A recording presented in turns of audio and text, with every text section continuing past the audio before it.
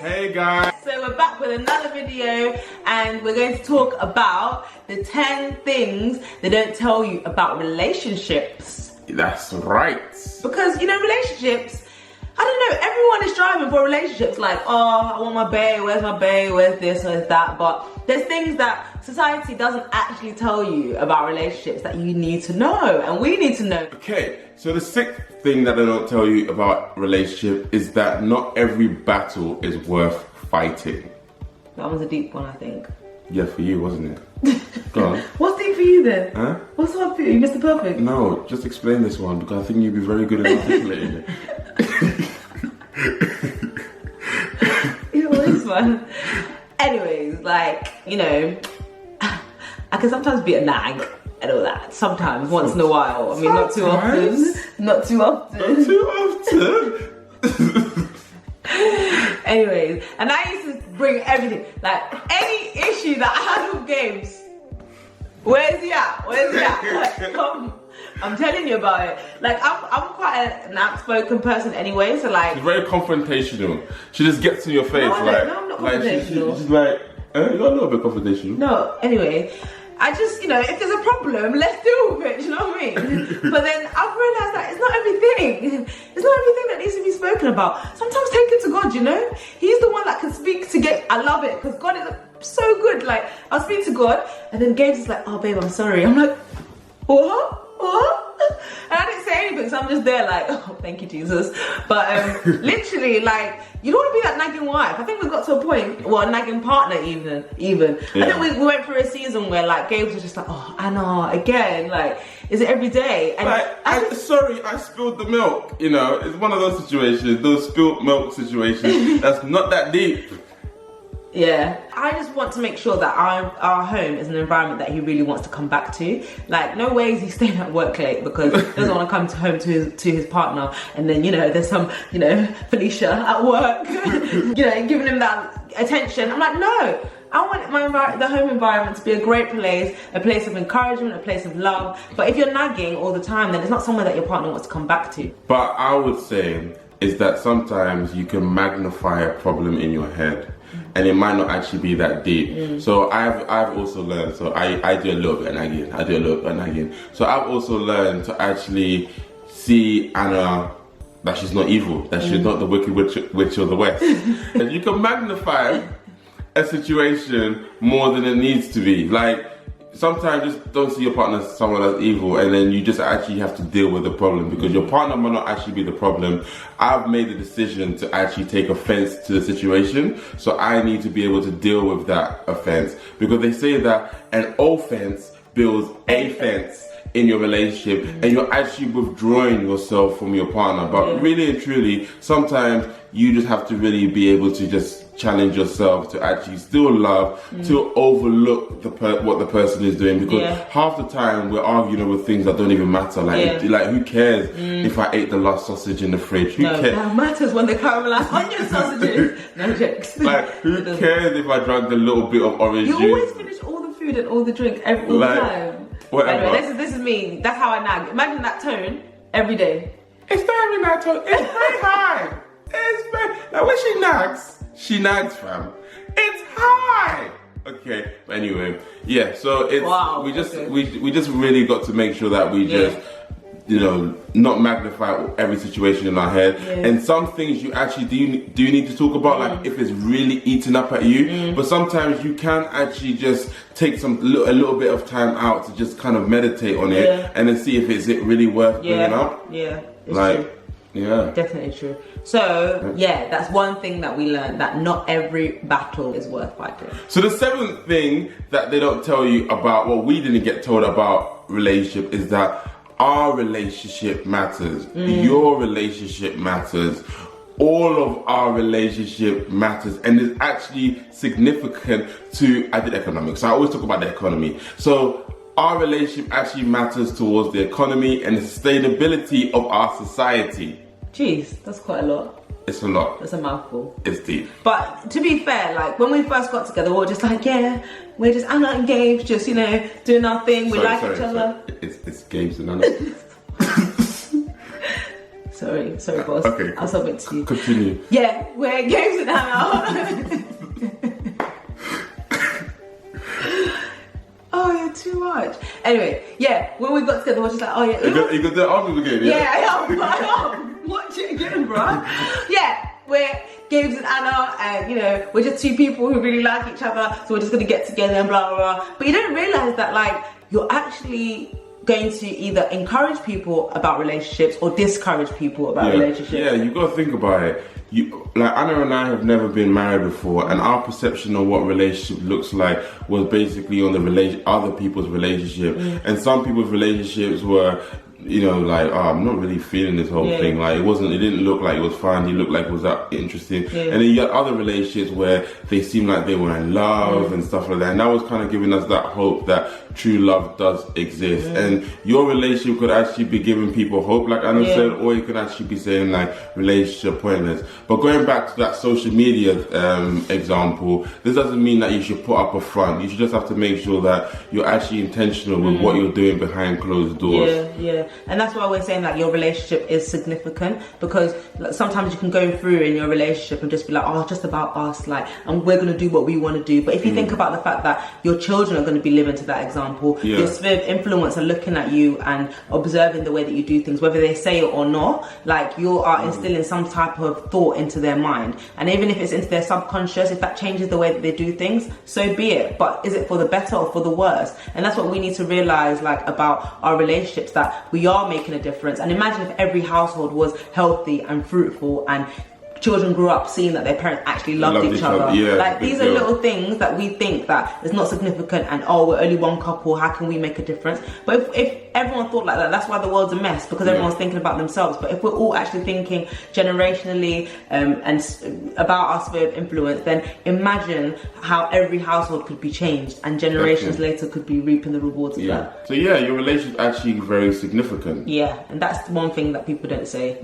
Yeah. Number 8, another thing that we didn't see when we were starting our relationship was that Christian relationships were actually fun. Yeah. It looked very boring, it looked very structured, it just looked like, you know, just two people on the table singing Kumbaya to each other. It looked so dead. Yeah, because you see all the restrictions when you're in a Christian relationship, like, you know, the sex, and you're just like, oh gosh, like, this is dry, because the only thing that's live in a relationship is sex. And if you're not having sex, and your relationship's dead. And you know, I don't think we had any physical examples of Christian relationships where we thought, yeah, that looks so live. And I don't even think the world sees Christian relationships where they're just like, yeah, that looks so good. But they actually are fun. Like, you can actually have so much fun in a Christian relationship, being purposeful, being intentional, like having a word to go to as your guidance. Miracles. Yes. Okay. There's so much. Definitely how I afforded to pay for the ring. Oh. Yeah. How we afforded to pay for our wedding. Oh. You know,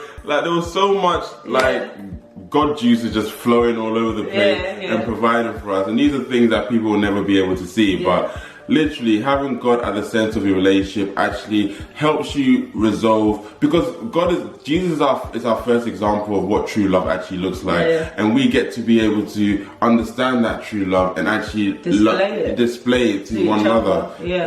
And that's such an honor, and like, we need to display it in its fullness, because if you think about like being in a relationship with God, can be fun, do you know what I mean? Like, it's a great thing, it's the best type of joy that you could ever have. True joy. If that's going to be, it's true joy. So if that's going to be displayed in your relationship, why are we not having the most fun? Why are we not the happiest? Why are we not? Guys, let's rise up and actually enjoy. So for us, like, that's something we didn't know, and we were learning it in our relationship, because we're like, oh, we actually meant to be enjoying it this much. Like, why is it so good? Because we didn't see it being that good. For us, like, I really do believe that, like, the fun element has been so important for our relationship, and we think that's something that's not said to a lot of Christians. You can have a fun Don't focus too much on the restrictions, just focus on what you can do and have fun with it. Yeah, literally. Enjoy the struggles, enjoy the trials, because it makes you stronger, it builds your character, and all of it is like, you know where you're going to end up in the end. Like, I don't know how to explain it. Like, we've won before we even started, so let's enjoy it and look like we've won. When you win a race, you're not just like, oh, you know, moping around in different seasons. Like, you actually are just happy because you won the race. So for us, we already won. So we have won the victory. Hallelujah. Yeah, I remember. Who was at Heather Lindsay and Cornelius last night? Jeez. Yeah, What's that in that? yeah. That song. Jeez. Fire. See what I have to live with. It's even a late night and she's still hyped. You're ready for bed, aren't you? I'm ready. You started so strong in this video. The ninth thing they don't tell you about in a relationship is that you actually don't deserve your partner. You don't deserve your partner because there's nothing you can do, regardless of how good you look, regardless of what job you have, regardless of what your status is in society. There's nothing you can do to deserve your partner. Yeah. So there's never really a sense of entitlement, like, oh, I do this, I do that, I can do this, and he doesn't do anything or she doesn't do anything. Literally, there's nothing you can do to earn your partner.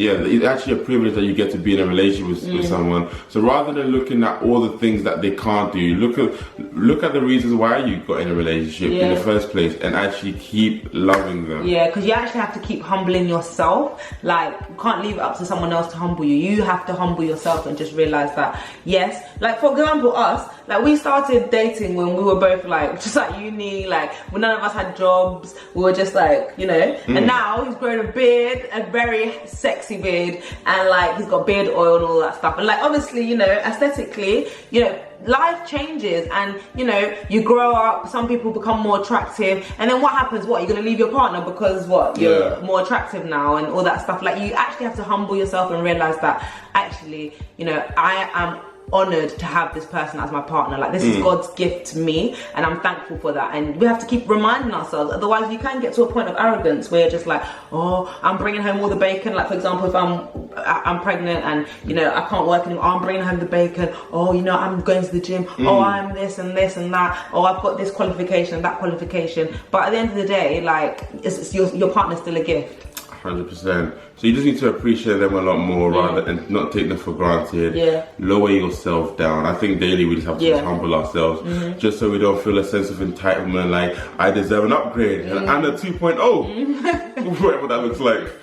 So yeah, just appreciate your partner and just keep it moving. Yeah, that's something that we never got told about relationships. Yeah. We're blurred though. Yeah. Okay, and the final point, the thing that they never told us about the importance of relationship, is that it's great to serve God together. That's a big one. Like, big one. Huge. Why? It's huge because there's so much, like, I think serving God together actually brings you closer together. Because if you are both focus on him, like they did like a triangle with God up here and you down here, and as you pursue God and you serve him together, God puts his love back into you so that you can love each other.